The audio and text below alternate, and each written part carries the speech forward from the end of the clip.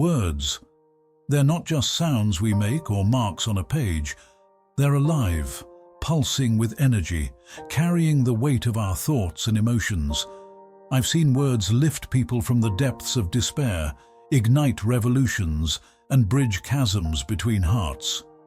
A simple, "I believe in you," can be the spark that sets a soul ablaze with possibility. But words can also be weapons, can't they? Sharp-edged and poisonous, leaving scars that time may never fully heal. I've felt the sting of a cruel comment, watched friendships crumble under the weight of thoughtless remarks.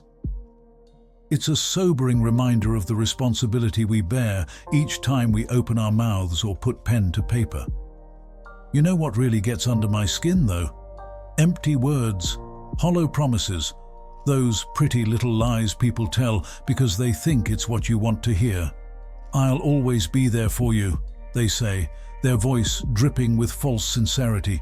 And you, fool that you are, you believe them. You cling to those words like a lifeline, only to find yourself adrift when they inevitably fail to follow through. Why? Why do we do this to each other? Is it so hard to simply mean what we say? I've been on both sides of this, I'll admit it. I've made promises I couldn't keep, offered reassurances I didn't fully believe, and I've been the one left hanging, checking my phone for a call that never comes, waiting at a cafe for someone who had no intention of showing up. Both roles leave a bitter taste in your mouth. Maybe it's fear. Fear of disappointing someone, of facing conflict, of admitting our own limitations. It's easier in the moment to offer a comforting lie than a difficult truth. But that moment of ease comes at a cost, doesn't it? Trust erodes, bit by bit, with every broken promise and half-truth. Sometimes I think silence would be kinder. At least then we'd know where we stand. Instead, we're left in this murky middle ground, trying to decipher what's real and what's just noise. I've started to catch myself now, to really think before I speak. Do I mean this? Can I follow through?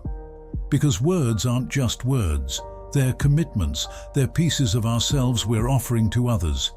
And when we carelessly toss them around, we're not just disappointing others, we're diminishing ourselves. It's not easy, this honesty. Sometimes it means saying things people don't want to hear. I can't help with that. I don't feel the same way. I made a mistake. But there's a strange liberation in it too. When your words align with your actions, when people know they can count on what you say, that's when real connections form. I'm not perfect at this, not by a long shot, but I'm trying. I'm learning to pause, to really consider the weight of my words before I let them loose in the world. Because in the end, that's all we really have, isn't it? The truth of who we are, reflected in what we say and what we do. So let's make a pact, you and I. Let's commit to meaning what we say, to offering fewer words, perhaps, but words we can stand behind. Words that build rather than break, that clarify rather than confuse. It won't always be comfortable, but it will be real. And in a world full of noise and empty promises, maybe that's the most powerful thing we can offer, our honest, imperfect truth.